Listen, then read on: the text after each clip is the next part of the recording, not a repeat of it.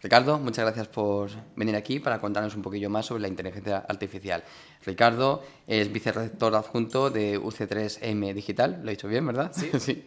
Y nada, cuéntanos un poquillo. Pues UC3M es la Universidad Carlos III. Entonces yo ahí soy profesor de electrónica desde hace ya bastante tiempo, vamos a decir que casi todo este siglo, y en el último año y medio o así, pues me mandaron este cargo porque yo estoy muy relacionado con temas de innovación docente, de cómo mejorar la docencia y tal, y siempre he sido muy activo en eso. Y justo esta unidad de UC3M Digital pues da apoyo digital a la docencia. Es un apoyo pues con herramientas y tal. Entonces me engañaron justo en el momento en que dijeron, bueno, pues vamos a necesitar a alguien para capear el temporal que se nos viene. Digo, ¿qué temporal? Ya lo tenía encima. Porque era el de la inteligencia artificial generativa. Y entonces, bueno, pues hemos estado haciendo un montón de cosas al respecto. Esta unidad, además de dar apoyo a la docencia, pues eso, busca herramientas digitales para que los profesores y profesoras que tenemos en la universidad pues también puedan incorporarlas a su docencia. Porque la IA ya está aquí. Como has dicho, es un temporal que ya nos ha pillado, ¿verdad? Ha sido imparable. De hecho, cuando yo me subí al carro fue hace 1 año y medio y ya se veía venir que iba a ser un impacto brutal. Y ha sido y está siendo un impacto brutal. En toda la educación que nosotros conocemos, en mi caso es la educación superior, es decir, la de universidad, sí. Aunque la llaman superior, bueno, es la de la universidad. Y bueno, pues hemos detectado ya que la gente que también está entrando, pues ya viene impactada con este... Claro. Con esta nueva herramienta, ¿no? Antes de centrarnos en educación y teniendo en cuenta también, ¿no?, que, por ejemplo, los alumnos que ahora están pues, en infantil, en primaria, en secundaria, van a ser los futuros, ¿no?, que van a estar en la universidad. Y ahora te preguntaremos a ver cómo podemos hacer los docentes antes de que vayan a la universidad, si te parece, cómo podemos preparar a estos alumnos, ¿no?, para que vosotros les saquéis todavía más partido. Pero antes de eso, así, a nivel general, ¿vale? ¿Cómo está cambiando y cómo crees que va a cambiar la sociedad? La sociedad, la sociedad en general, artificial. Sí, exacto. Está cambiando en muchos niveles. La primera cosa que creo que ya está cambiando se ha visto esta semana. Estamos grabando esto en la semana en que se entregan los premios Nobel. Resulta que el premio Nobel de Física ha sido otorgado a 2 personas que fueron los pioneros en la creación de las redes y algoritmos que van por debajo en la creación de la inteligencia artificial. 2 personas muy mayores, pero que fueron pioneros en este ámbito. Y es el premio Nobel de Física. ¿Por qué? Los físicos, que yo soy físico, nos hemos revuelto un poco. ¿Qué es esto? Dar un premio Nobel de Física a algo como muy informático. Sí, sí. Choca, sí. Sí, choca bastante. Pero bueno, en realidad tiene sentido porque se utilizó lo que ellos pensaban, y además estaba pensado para eso, se utilizó para hacer más descubrimientos en física. Eso fue como el martes, creo. Y el miércoles dan el premio Nobel de Química, ¿y a quién se lo dan? Pues a 3 pavos que también habían hecho algo parecido, pero orientado hacia la química. Por ejemplo, uno de ellos, que si tenéis la oportunidad tenéis que conocer la historia, es un hombre de Google que desarrolló AlphaFold, que es una inteligencia artificial generativa que básicamente lo que buscaba era cómo demonios se enrollan las proteínas, se enganchan unas entre otras, y esta inteligencia artificial generativa acabó generando un conocimiento nuevo de cómo se podrían enganchar nuevas proteínas, lo que ha llevado al descubrimiento de un montón de medicamentos nuevos, de nuevas formas biológicas posibles y tal. Y bueno, pues esto es lo que le ha provocado que le den el premio Nobel. Un premio Nobel a los 44 años o 43, que es una cosa también bastante poco habitual. Sí. Y es de química el premio Nobel. Es decir, que ya está impactando en el ámbito de la investigación en muchísimas cosas que antes no podíamos hacer, pero con la potencia enorme que tiene esta herramienta, pues son nuevas, te acaban generando soluciones nuevas a retos que ya teníamos antes. Y desde el punto de vista social, nos estamos dando cuenta que puede tener un impacto muy grande en muchos trabajos. Por ejemplo, si esto funciona suficientemente rápido y suficientemente bien, pues hay muchas tareas repetitivas o muchas historias que a todos nos tienen mártires cuando nos tenemos que enfrentar con un ordenador, que ahora simplemente le podemos decir, házmelo y te lo va a hacer. Y ese es uno de los riesgos que también vienen inherentes a todo esto. Así, en resumen, sí. Mucha gente que se va a quedar sin trabajo y tiene miedo, igual que mucha gente cuando, pues, qué sé yo, el ejemplo típico es el de los ascensoristas. ¿sabíais que había accesoristas hace un montón de tiempo? Qué palabra tan difícil. Sí, sí. Y claro, que dijeron, hombre, que ahora vamos a dar a un botón y va a subir solo, entonces ¿para qué estamos aquí? Claro. Bueno, pues se convirtieron en la gente que arreglaba luego los ascensores. O sea, hubo una reconversión. Sí, que al final el trabajo se cambia, ¿no? Como la energía, ¿verdad? Que al final va... No se crea ni se destruye. Bueno, sino que se transforma, ¿no? Más o menos. esperemos que sí. Bueno, sí. Entonces, citando un poco a McLuhan, que es como, ¿no? que comenta que el medio es el mensaje y demás, ¿no? Entonces, que a veces, ¿no? La tecnología, digamos que es un reflejo de la sociedad, pero también, ¿no? La tecnología impacta en la sociedad, ¿no? Al hilo de este mensaje o de esta idea, por ejemplo, el activista Tristan Harris, ¿no? Que decía que la IA ya domina el mundo, ¿no? Entonces, igual es un poco exagerado y demás, pero ¿tú qué opinas al respecto? Bueno, sí que ha habido bastantes voces que han puesto la alerta, digamos, en...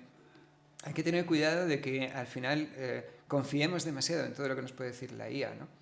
Y es verdad que como cualquier otra tecnología muy avanzada, tiene que estar puesta en manos adecuadas. O por lo menos tenemos una gran responsabilidad con esto, ¿no? Es como lo que decían en Marvel de tienes un gran poder, necesitas una gran responsabilidad. O todo gran poder conlleva una gran responsabilidad. Ha ido cambiando la frase con el tiempo, pero sí, Sí, es así. Sí. Y ahora Marvel ya no sé ni por dónde está. No, o sea, bueno, el caso es que es verdad que va a impactar sobre todo nuestra sociedad, pero yo creo que es muy pronto para decir que va a ser dominante. No estamos en la de Terminator todavía, aunque ya ha pasado la fecha, pero todavía no estamos en Skynet. Pero hay que tener cuidado, porque es verdad que dejar la confianza de las decisiones fundamentales para la humanidad a una inteligencia artificial no es una idea tan buena. Estas inteligencias artificiales, sea como sea, están entrenadas de alguna manera. ¿Quién las ha entrenado y con qué datos las ha entrenado es la clave? Y si están entrenándolas con datos que están sesgados de alguna manera, desde el punto de vista político, desde el punto de vista racial, desde el punto de vista ciertos puntos de vista sociales, lo que va a acabar ocurriendo es que la respuesta también va a estar sesgada. Y entonces tendremos que meditar todos si queremos dirigirnos hacia esa respuesta o no. Claro, porque yo creo que al final lo que es el sesgo, yo creo que no se puede evitar, porque al final somos cierta parte de subjetividad siempre hay, ¿no? Al respecto. Sí, es muy difícil que se entrene con información 100% objetiva. Sí, pero es verdad que, claro, alguien tiene que decir que es 100% objetivo, claro. O sea, que siempre va a haber ese sesgo. Pero es verdad que, por ejemplo, todo el mundo tiene ahora mismo en la cabeza, ¿se puede decir marcas? Sí, claro. ChatGPT. Todo el mundo tiene en la cabeza ChatGPT. ChatGPT se ha entrenado con lo que había en Internet.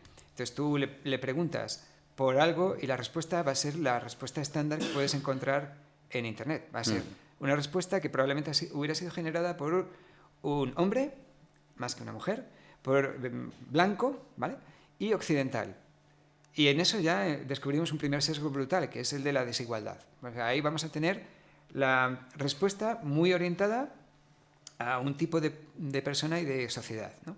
Y estamos excluyendo a muchas minorías. Y eso tiene un reverso tenebroso también, que es el de Google. Por ejemplo, Google ha dicho, bueno, pues en mi inteligencia artificial voy a intentar que eso no pase y vamos a hacerla muy inclusiva. Y han insertado, pues eso, algunos algoritmos para hacerla inclusiva. ¿Qué ha pasado? Que tú ahora le preguntas, por ejemplo, hazme una imagen de una invasión vikinga del siglo IX en Galicia. Y te planta a unos vikingos, pues con rasgos chinos, de color, porque hay que hacerlo inclusivo. Claro, hay que hacerlo inclusivo, como en las películas, ¿no? Que ya muchas veces pasa como... No tiene sentido ni pies ni cabeza. Pues ahora, si te parece, vamos a ya centrarnos en educación, que vamos a aprovecharte ya con esa experiencia ya que tienes. Y luego, por ejemplo, pues bueno, en el sistema educativo, si quieres, puedes hablar de lo que quieras, pero ¿cómo crees que va a transformar el sistema educativo en los 5 o 10 años que vienen? Mira, yo he dado un montón de formaciones de esto y tal, y siempre hago al principio la misma pregunta que es la que acabas de hacer tú. Y lo hago para ver qué recibo de respuesta, ¿no? Tengo una audiencia, lo mismo de 90 personas, lo mismo de 10. Sí. Y yo tiro la pregunta y veo qué pasa en la respuesta. Ya lo he ido analizando últimamente. Mi audiencia suelen ser profesores y profesoras de universidad en general. ¿Y qué ha pasado? Pues que al principio yo les daba 4 posibles respuestas. ¿Va a impactar? Sí, de manera radical, en todos esos aspectos. La segunda respuesta posible era sí, pero no en la esencia. Lo importante sigue ahí. La tercera respuesta era no, pero tenemos que adaptarnos porque nuestros estudiantes la están usando seguro. Y la última era no, para nada, ¿de qué vas? Bueno, pues hace un año y algo, el no para nada, ¿de qué vas? Todavía tenía mucha fuerza. Hace 6 meses, la gente ya se había asustado, los profesores y profesoras se habían asustado y tiraron para arriba, y ahora era hace 6 meses era un sí, por supuesto que va a impactar en todo, en todo. En todo. Y ahora ya he notado que baja hacia sí, pero no en la esencia. La esencia es algo que deberíamos llevar puesto en cualquier ámbito educativo. Pero sí, ahora todo el mundo ya se preocupa porque yo creo, y estoy de acuerdo en que va a impactar muchísimo en temas como la evaluación, así por rascar la superficie solo, Sí.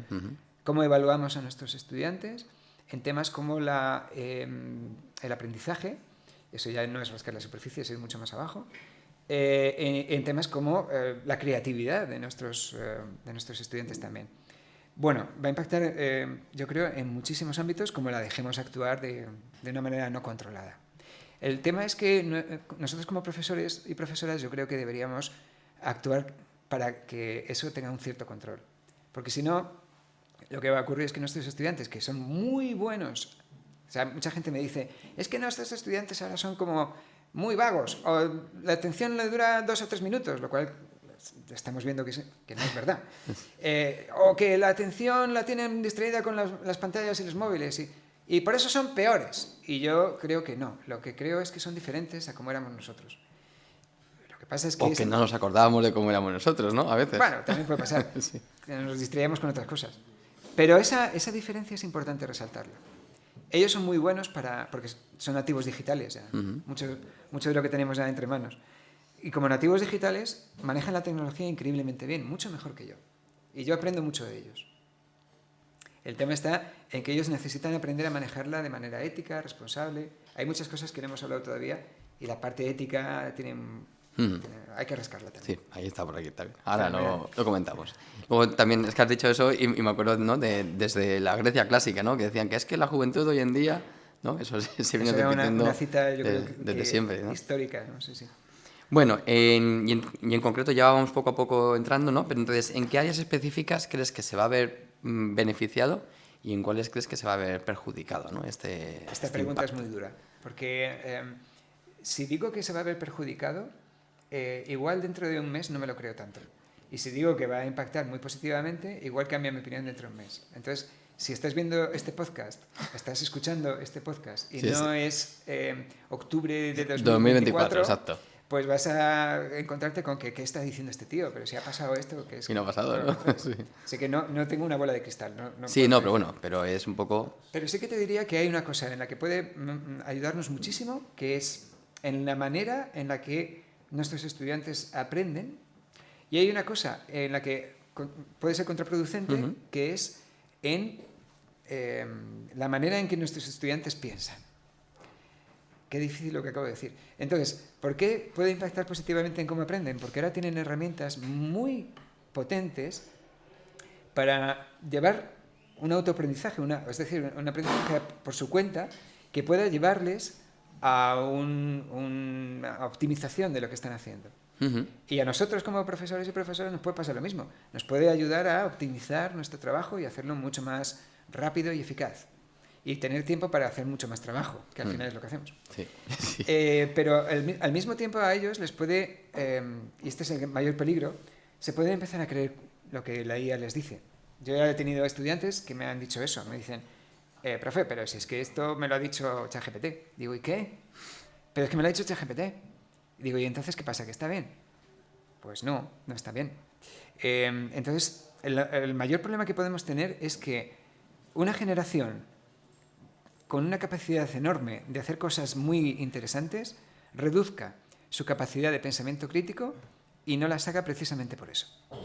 Porque confíe, porque deje su confianza a una herramienta tan poderosa que es como muy radical, ¿no? Como que si te dice algo parece que te lo vas a creer.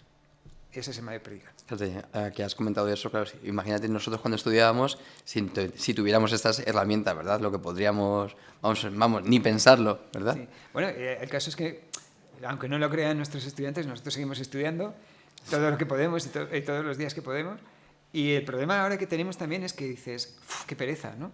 ¿Y esto dónde lo miro? ¿Dónde lo busco?". Y ahora es muy fácil, ¿no? Abres, pues, Gemini, voy a ir cambiando Sí, bien, bien, para bien. que nadie Bien, se bien. cabree. Exacto. Además, es que en mi universidad vamos con Google, entonces tenemos que ser como... Con Gemini, ¿no? Muy bien. Entonces, bueno, abres Gemini, le preguntas y te da unos cuantos enlaces o te puede decir una respuesta que no te guste tanto y luego te vas a ChatGPT. Pero bueno, en cualquier caso, confías en esa respuesta inicial y ya sesga, como te decías antes, Ujú. sesga un poco todo lo que vas a hacer a partir de ese momento. Entonces ese puede ser el problema. Bueno, pues si quieres ya, una vez, ¿no? O sea, el tema de las TIC, que siempre te decía, ¿no? Las TIC van a ayudar en la educación, además de, por supuesto, pueden distraer y demás, pero uno de los aspectos que se comenta es que va a ayudar a la personalización del aprendizaje, ¿no? Y a los alumnos de necesidades educativas especiales, aquellos que tienen diferentes formas de aprendizaje y ritmos, y también, o sea, al final, cuando hacemos esta, que sea todo el mundo, ¿no? ¿Cómo crees que va a ayudar esto? Muchísimo. Y es algo que también estamos ya explorando en la universidad. Nosotros queremos utilizar herramientas de inteligencia artificial generativa para facilitar pues que en nuestro servicio, tenemos el servicio de necesidades educativas especiales, cuando alguien levanta la mano ahí y dice necesito algo diferente, necesito adaptar mi material, el material que me llega, pues es un ejercicio duro para el profesorado el hacer esa adaptación. Y tenemos la impresión de que esta es una herramienta muy buena, que nos puede dar mucha potencia a la hora de hacer esas adaptaciones. Todavía no, pero estoy seguro que en un tiempo razonable empezaremos a ver resultados en este ámbito. ¿Por qué es tan buena? Porque voy a poner un ejemplo. Viene alguien con dislexia y me dice, es que no entiendo muy bien tu enunciado, porque me bailan las letras. Además me has puesto alguna parte en cursiva, no la leo. Entonces tú, ¿qué tienes que hacer? Decir, a ver, pues me cojo mi Word y voy cambiando esto que estaba en cursiva, ya no lo pongo en cursiva, esto lo tengo que redactar de otra manera, bueno, a ver qué tal sale. Y luego confías en esto. Sin embargo, una IA generativa entrenada específicamente para, oye, eso sería un agente conversacional que se llama. Tengo un agente conversacional que es capaz, ha sido entrenado para adaptar textos a personas con dislexia, pues lo único que tengo que hacer es decirle, mira, este es mi texto, te lo inserto por un lado, devuélvemelo por el otro, ya adaptado a esta persona. Y se lo damos a la persona. ¿Cuánto tiempo hemos ahorrado? Pues brutal, porque todos los profesores que tengamos que hacer algo así sabemos lo difícil que es. Y luego, bueno, se vienen muchas más cosas. Por ejemplo, en el ámbito de las TIC que decías, ya hacíamos cosas. Tenemos, creedme, tenemos estudiantes invidentes, totalmente ciegos, en laboratorios de electrónica o en laboratorios como los que tenéis aquí para soldar y cosas de estas. Y el resultado es impactante cuando intentas hacer esas adaptaciones y enseguida se adaptan a estas nuevas formas de recibir el material. Y la IA también puede ayudarnos mucho. Tú le puedes meter textos, adaptarlos directamente a que puedan ser escuchados por estas personas y, por supuesto, a que nos ayude a generar esos materiales táctiles que puedan utilizar en un laboratorio. Pues sí.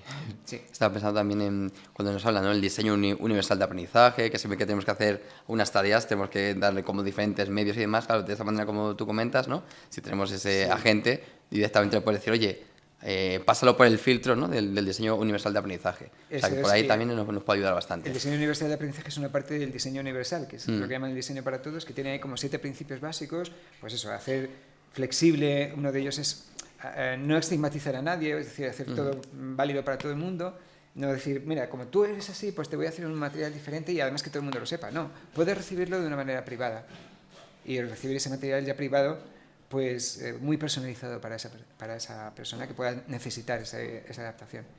Hacerlo flexible significa que yo hago mi material y de pronto me salen 5 o 6 adaptaciones solas, simplemente porque lo he metido a los agentes conversacionales adecuados, ¿no? O sea que la potencia ahí es muy, muy grande. El uso equitativo.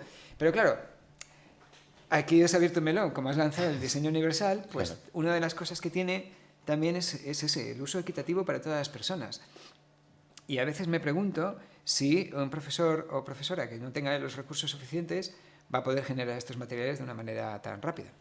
Y ahí aparece la segunda parte el lado oscuro de todo esto, que también hablaremos, que es la brecha digital que puede estar produciéndose ahora. En mi universidad ya estoy notando que hay un modo Netflix flotando por ahí, perdonad por decirlo así, pero vamos, seguro que mucha gente se identifica con eso, ¿no? En vez de pagar la licencia de Netflix una persona, pues la paga una persona solo, pero la están compartiendo entre 20. Sí. Pues esto está pasando ya con ChatGPT. Tengo clases en las que yo sé que están usando el ChatGPT Pro y me parece fenomenal y me pregunto, ¿cómo es que todo el mundo lo está usando? Pues me cuentan, pues es que estamos compartiendo la licencia. No pueden usarla todos a la vez, pero están compartiéndola. Y pagan $20 al mes, 20 euros al mes más o menos, con impuestos 23, pero entre 20, pues oye, un eurillo y algo. No es lo mismo. ¿Vale? Ya. Se buscan compañeros para hacer esto también. Estamos pelados. Bueno, mira, eso no lo sabía, lo de Netflix. Chicos, no lo hagáis. Bueno, ¿podemos hablar de por qué no? No, bueno, no, lo decía un poco en broma en el sentido de... Hombre, yo creo que en el fondo... Ojo, O sea, yo el por qué digo que no lo hagáis, porque al final, si tú quieres que el ChatGPT, en este caso, te entrene y además 20 euros, bueno, igual para ellos es mucho, pero que al final te coge un poco, ¿no? Tu histórico, vas viendo un poco por dónde vas y demás. Si tú le metes diferentes aspectos o pilotos, por así decirlo, ¿no? O sea, para mí el ChatGPT o Gemini o Copilot, pues como dice el nombre, ¿no? Es un copiloto. Pero si un copiloto puede ser muy bueno si va de la mano del piloto, pero si cambia de muchos pilotos, entonces no va a ser tan eficiente para lo que tú necesitas. Pues eso lo decía, no por otra cosa. Se puede dispersar, sí. Ahí lo suyo sería que, hombre, si lo utilizas de manera genérica, o sea, preguntándole al ChatGPT genérico, devuélveme una respuesta, no hay problema, pero si estás entrenando un GPT propio, entonces ahí sí que se puede volver muy loco. Si vas entrenando un poco para que, por ejemplo, sea pues, un copiloto para nuestra labor docente, claro, si de pronto le sacas, yo qué sé, temas de marketing o temas de no sé cuánto, se queda un poco como trastocado. Tienes que ir dividiendo o sea, lo decía por eso, no por otro motivo. Y ahora ya que hablamos de aplicaciones prácticas y demás, ¿no? Entonces, ahora, ¿no? A día de hoy, a octubre del 2024, y algo que igual que creas que se avecina y demás, ¿no? ¿Cuáles crees que son las principales herramientas, ¿no? que podemos utilizar para mejorar el proceso de enseñanza-aprendizaje? ¿En términos de inteligencia artificial? Sí. Tú. Yo, vale. Nah, ahora en serio. Bueno, en serio era, ¿eh?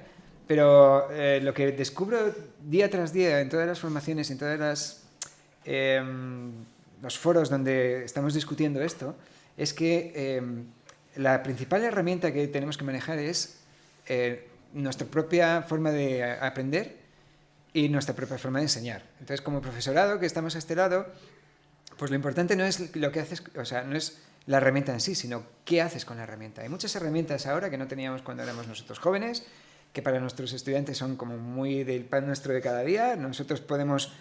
Ellos pueden utilizar muy fácilmente ya herramientas que para nosotros eran rarísimas, pero porque son nativos digitales. Lo importante es lo que hagan con ella. Entonces, el tema está sobre todo en que se sepan guiar, se sepan dejar guiar, entre comillas, por una mentorización adecuada. Y esa solamente la puede dar el profesorado. ¿Por qué, chicos? Porque es el profesor el que lleva mucho tiempo ya intentando que aprendamos, ¿no? Y sabe cómo hacer los tics, las cosas que consiguen que algo que necesito aprender me lo lleve puesto. Por ejemplo, se me ha ocurrido una cosa que vamos a hacer y todos igual estáis pensando, caramba, ¿esto para qué? O sea, no entiendo por qué. Y al final, lo que estás recibiendo es una competencia, o lo que estás adquiriendo es una competencia en hacer algo que te va a valer para el futuro. Este tipo de soldadura y no otra, este circuito que estás haciendo aquí integrado y no otro, cualquier cosa de estas, ¿no? Que te va a valer porque esto ya no se utiliza y esto sí que lo utilizo y lo sé yo porque soy profesor y estoy más habituado a ello. Lo que ocurre en clase no puede ocurrir en tu casa, pero te tienen que decir cómo tienes que estudiar en casa, sobre todo porque así vas a optimizar tu tiempo. Si no, vas a estar un huevo iba a decir. Bueno, pues un huevo de tiempo, o dos, intentando pegarte contra los apuntes o contra las cosas que tengas que estudiar y no es eficaz. O vas a hacer una cosa que es todavía peor, que es vas a empezar a preguntar a tus herramientas a ver si te ayudan y vas a recibir respuestas que igual te dirigen mal. Entonces todo eso tiene que ser un proceso guiado. ¿Qué herramientas van a ser muy útiles? Todas las que estamos viendo, seguro, bien utilizadas. Ahora, hay una cantidad de herramientas descomunal. Nosotros tenemos en la página nuestra de UCTSM Digital, de la Carlos III, si hago un poco Sí, de claro, por proselitismo, supuesto. Claro. tenemos una lista de herramientas que pueden servir para diferentes cosas, para crear audios, para crear vídeos, para crear podcast. Lo siento, pero esto también existe. Es decir, bueno. esto que estamos haciendo ahora lo podemos hacer en 5 minutos con una herramienta de inteligencia artificial que nos genere un guión. Otra herramienta que nos genere las voces y otra que le ponga sal y pimienta, como digo yo, ¿no? Que le ponga ahí pues, sonidos de clase, sonidos de aulas, sonidos de sirenas, sonidos lo que sea. Y queda un podcast increíble. Pero si no tiene esencia, si el guión que hemos hecho no lo ha pasado a alguien por detrás, pues entonces no va a servir. Como yo ahora estoy en ese cargo que os he contado, pues he tenido que moverme por toda la universidad. Yo era de electrónica y sabía de mis cosas y sabía de óptica y tal, sabía de cosas mías. Pero al salir fuera he descubierto un montón de gente de derecho, de comunicación audiovisual, que es súper bonito, y que les ha impactado brutalmente esto porque tienen herramientas que antes no tenían y que aceleran muchísimo los procesos de aprendizaje y también de búsqueda y demás. Y sobre todo un feedback al alumno, o sea, que hacen algo y lo ven, lo que han hecho. Y a partir de ahí han empezado a generar proyectos nuevos de innovación docente también para ver cómo funciona con sus estudiantes. Están descubriendo cosas extraordinariamente útiles. Y además la IA les provoca un momento wow, que se suele decir, o eureka, más clásicamente, que es el de, caramba, o sea, yo puedo hacer esto y no se me había ocurrido, igual en 10 años no se me hubiera ocurrido, pero ahora la IA generativa me ha ofrecido una posibilidad que puedo implantar mañana en clase. Y entonces, ya que estos alumnos, ¿no?, luego ya se moverán en el mundo de la IA, entonces en concreto, ¿qué recomendarías, ¿no?, que en ese proceso de enseñanza-aprendizaje del alumno, cómo les podemos guiar o qué crees que deberíamos entrenarles? Por ejemplo, generar mejores prompts, que puedan ser más descriptivos o... No sé, cuéntanos un poquillo. La verdad es que no habéis traído quizá a una persona estándar que os vaya a contar lo que todo el mundo dice. Porque lo que mucha gente dice es, bueno, ahora se viene lo que llaman el prompt engineering, que es la ingeniería de prompt. Para empezar, ya he utilizado la palabra ingeniería y he sesgado con esa palabra. Pero bueno, ¿en qué consiste? En que tú cuando ¿sabéis que hay un dicho que dice garbage in, garbage out? Le metes basura, vas a sacar basura. Si le metes mierda a la IA, lo que vas a sacar probablemente es una respuesta de mierda. ¿Vale? Pero si le metes algo depurado, cada vez mejor depurado, lo que vas a sacar es algo mucho mejor. Entonces, es verdad que tenemos que enseñar a nuestros estudiantes a utilizar la IA de manera eficaz, efectiva, enseñándoles cómo hacer un buen prompt. Iba a decir un buen podcast. Sí. Un buen prompt tiene que tener, pues por ejemplo, darle un contexto clarísimo a la IA. Quiero que imagines que vas a hacer esto. Quiero que tengas este papel, este rol. Lo siguiente que quiero es decirte en qué estoy. Por ejemplo, estoy ahora grabando un podcast sobre inteligencia artificial generativa aplicada a la educación. Ofréceme, tienes que darle un punto muy claro. Ofréceme esto que necesito, por ejemplo, 6 preguntas muy interesantes para alguien que sea experto en este tema. Dame 6 de esta manera, haciendo una tabla en la cual pongas pros y contras y no sé qué. Y así has dirigido muy bien la respuesta. Si le dices, dime 6 maneras de utilizar la IA, te va a decir 6 maneras de utilizar la IA que incluyen, pues, cómo usarla en la cocina, por ejemplo. Entonces, eso es una cosa muy importante. Es verdad, pero...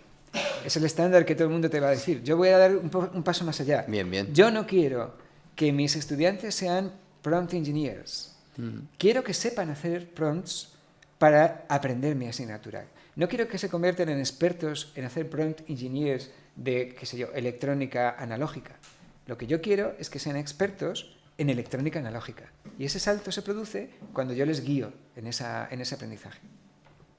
Muy bien. O sea que también en ese sentido crítico, ¿no?, que comentabas antes, que sepan si esa información es relevante o no es relevante, hasta qué punto llegar hasta ello. Y eso es difícil cuando estás aprendiendo. Digo, ¿cómo desarrollo mi sentido crítico si todavía no tengo los fundamentos? Bueno, pues empieza por ahí, empieza por buscar los fundamentos, empieza por, aunque sea terrible, yo les digo a mis estudiantes, mira, a veces les enseño un libro, digo, ¿esto que tiene páginas? Sé que no os acercáis a ello ni con un palo, pero esto podéis buscar aquí la fuente real de la información. ¿Que os cuesta mucho? Bueno, pues os puede ayudar la IA a buscar dónde está en el libro lo que yo busco, ¿no? Pero bueno, al final consiste en ir guiando a la persona que está intentando interactuar para que no se pierda. El mayor problema que tenemos ahora es que, sí, eso ocurría hace 15 años también. Fíjate Internet, ahora tenemos un mogollón de información. Con tanta información, pues me vuelvo loco. Hay que filtrarla. Pues ahora pasa lo mismo. Tenemos la información muy al alcance de la mano y pensad en lo que os va a devolver, porque os va a devolver lo que la IA devuelve, es lo que la IA quiere, y lo que la IA quiere es el estándar en general.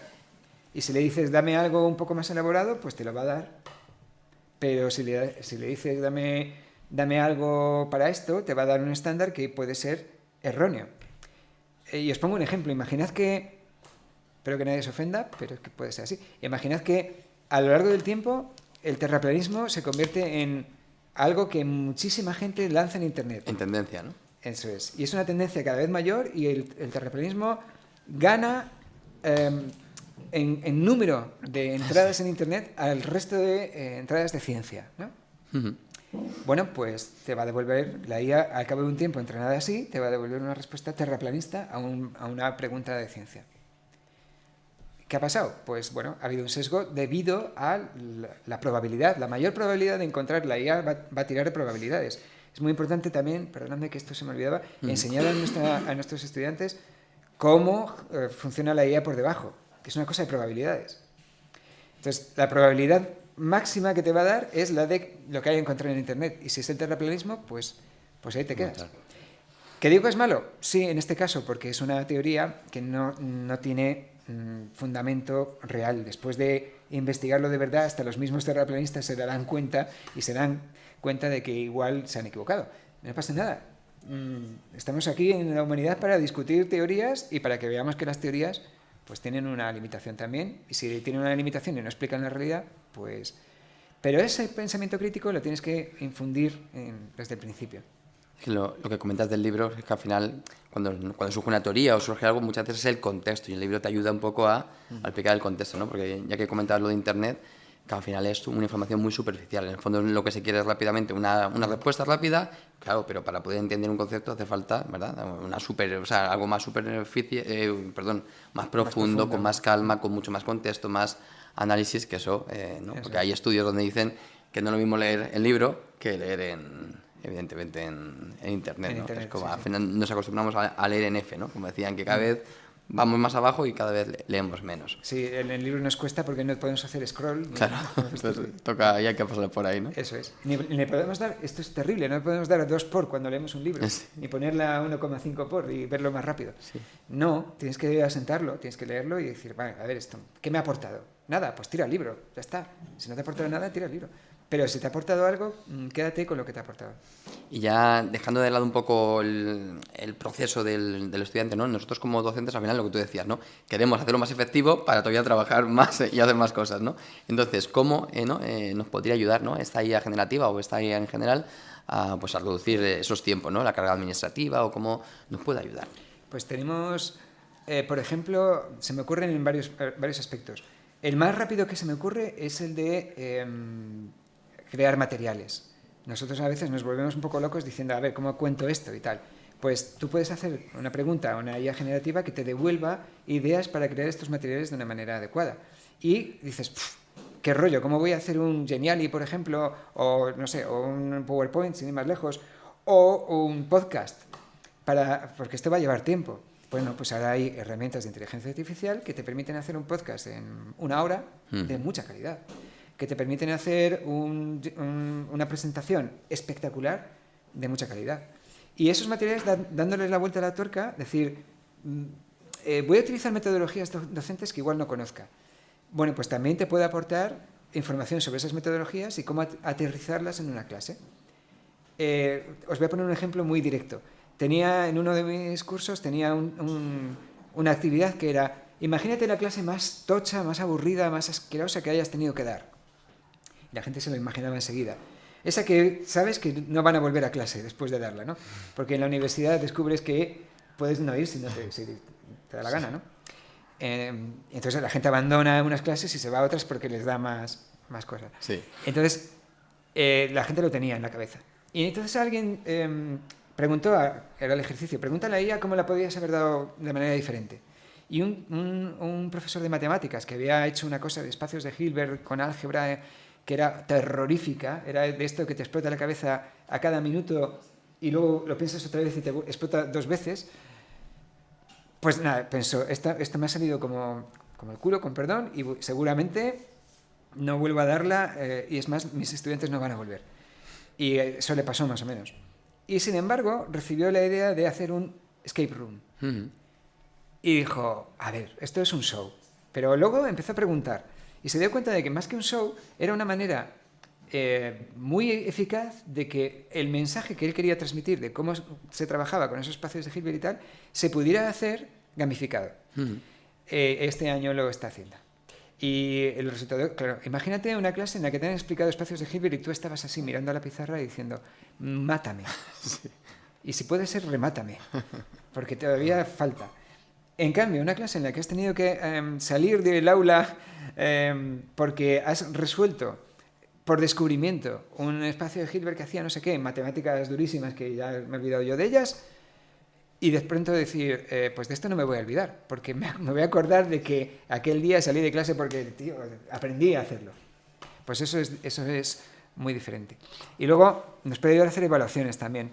Evaluaciones muy rápidas, exámenes que igual te gustan o no te gustan tanto, pero luego eso sirve también para generar un material de evaluación, ¿no? Que te puede ayudar a hacerlo muy, muy, muy rápido, la IA. Entonces, ya que has abierto tú ahora el melón, vamos a hablar de la evaluación, ¿no? ¿Cómo nos puede ayudar, ¿no? Esa parte de la evaluación. Sí. Mira, en esto hemos encontrado dos tendencias. La de los profesores y profesoras que quieren salir corriendo. Alguno me ha dicho, bueno, me quedan 3 años para jubilarme, ¿sabes? Yo esto ya... Digo, pues que aún así te va a tocar. Te va a llegar. Ya ha llegado la ola, ¿no? ¿Y qué ha pasado? Pues que ha habido profesores, imagínate, hay algunas áreas de nuestra universidad que han sido mucho más impactadas que otras. Había, por ejemplo, muchos profesores del ámbito de Derecho y de Leyes que enviaban a sus estudiantes un trabajo que consistía en recopilar documentación y luego poner por escrito sus reflexiones sobre ello y demás. Imagínate el impacto que puede haber tenido la IA generativa con esto. Porque ellos descubrieron el año pasado que cuando hacían el mismo ejercicio que los años anteriores, lo que antes era una media de 6, ahora era una media de 9,5. Y decían, qué bien escriben nuestros estudiantes. Oh, wait. Y ahí se daban cuenta de que pasaba algo, ¿no? Sí, Houston. Y es cuando venían a estos... Mira, hemos tenido, para que te hagas una idea, hemos tenido formaciones y cursos de todo tipo en la universidad toda la vida, pero este en concreto de cómo puedo llevar la IA generativa en mi docencia, teníamos una oferta en junio de 4 sesiones y acabé haciendo 19. Madre mía. 333 profesores pasaron y somos 2.000. Y ahora han pasado ya 400 y pico. Somos 2.000. O sea, 1 de cada 4 está suficientemente impactado como para decir tal. Luego puedes pensar que otro de cada 4 no le afecta mucho por su forma de evaluar. Sí.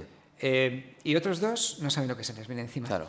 Es que incluso hasta los TFM, los TFGs también. Sí, hemos sacado... Es un peligro serio, claro. Esto además es público. Hemos sacado una guía que igual la podéis utilizar también en el ámbito de la escuela y del colegio y del instituto y vamos, cualquier ámbito de educación K-12 y hasta 18 años. Es una guía que tenemos en nuestra página de biblioteca para cómo declarar la inteligencia artificial cuando la has utilizado y qué cosas podrías hacer que pueden estar permitidas y qué cosas no, siempre preguntando al profesorado, claro. Y ha quedado muy completa, por eso os la ofrecemos también.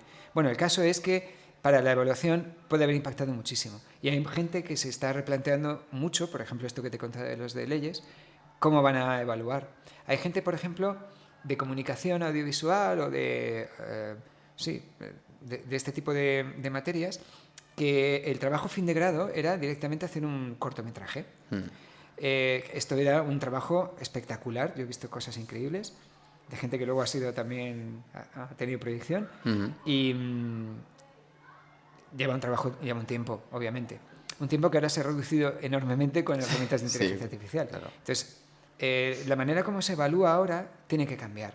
En muchos ámbitos tiene que cambiar. Si tú sigues evaluando, ahora te va a explotar la cabeza a ti, Chemi, ya verás. Bien. Porque si tú sigues evaluando en clase con una tradicional forma de evaluar de yo te doy un papel, tú coges el bolígrafo y lo rellenas, pues eso no va a tener tanto impacto.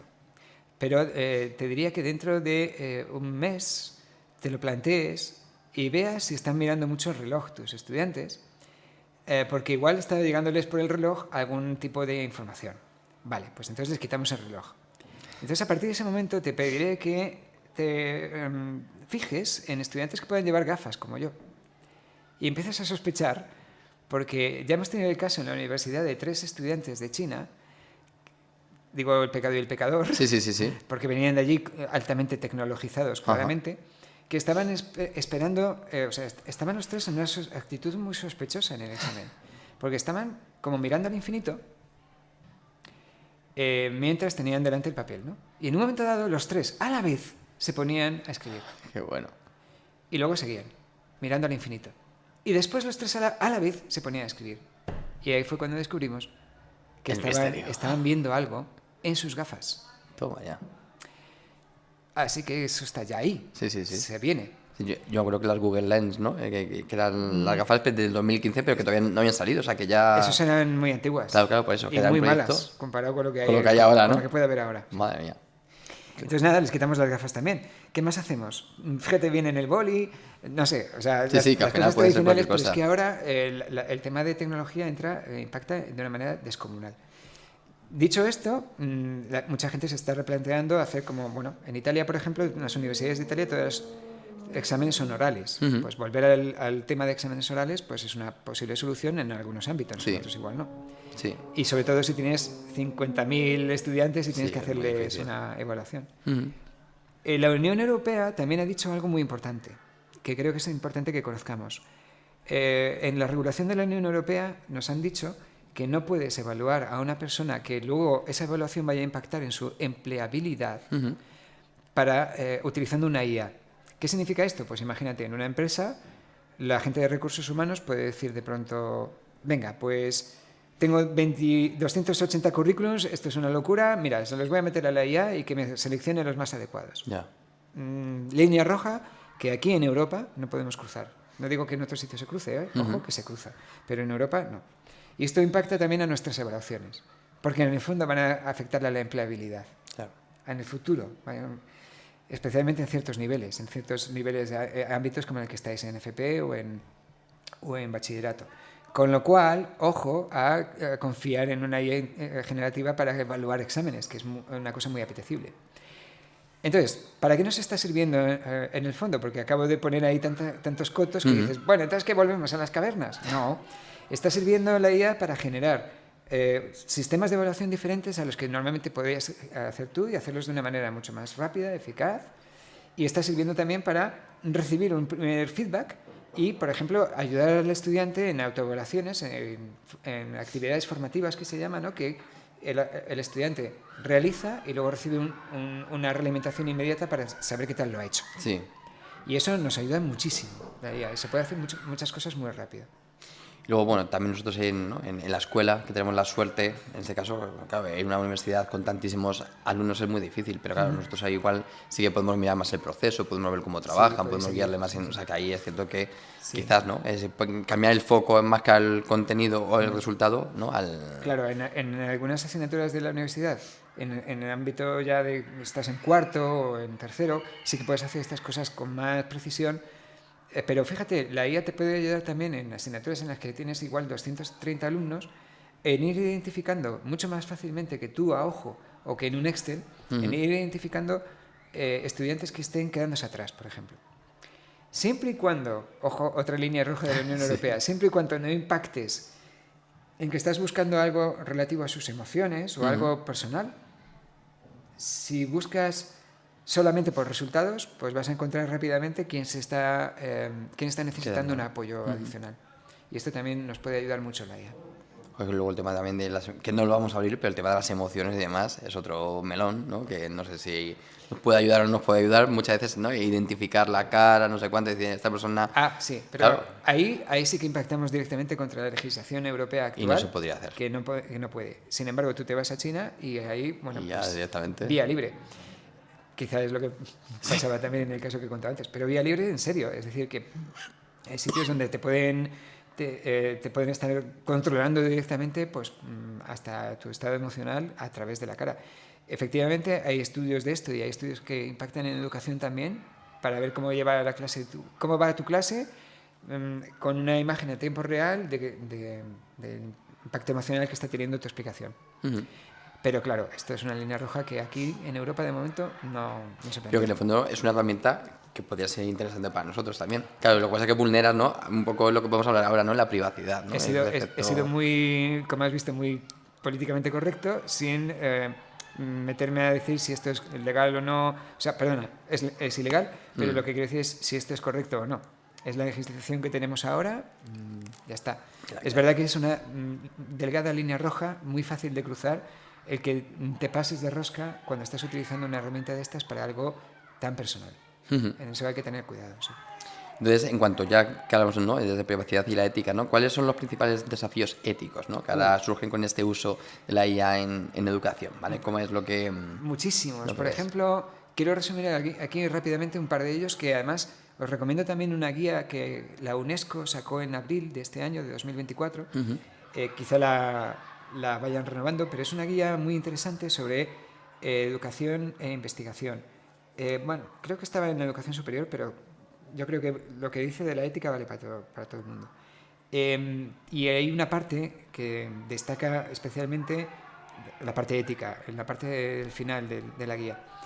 Y ahí hay mucha tela que cortar. Por ejemplo, el copyright.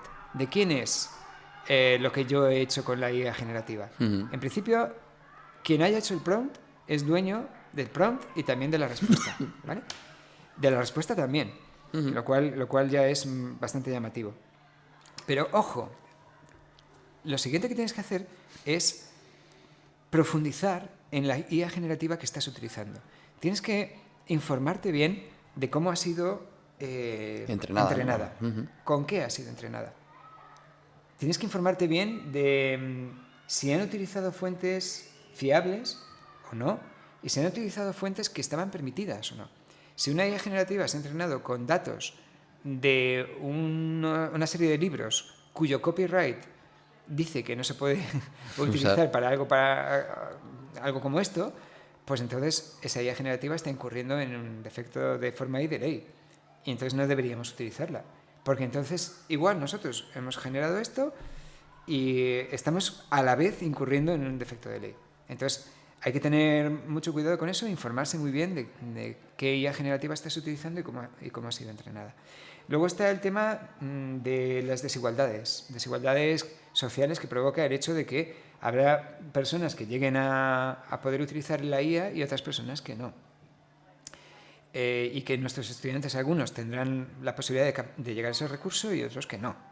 Por lo tanto, eso es otro de los que tenemos que vigilar. El impacto también, que se dice poco, del impacto emocional real de profesorado y de nuestros estudiantes utilizando una herramienta como esta que genera mucha ansiedad porque recibes mucha información. Y de los profesores y profesoras porque genera mucha ansiedad porque muchos, y esto también me llega, creen que les va a quitar el puesto. Claro. ¿Para qué va a venir un estudiante a clase si en casa tiene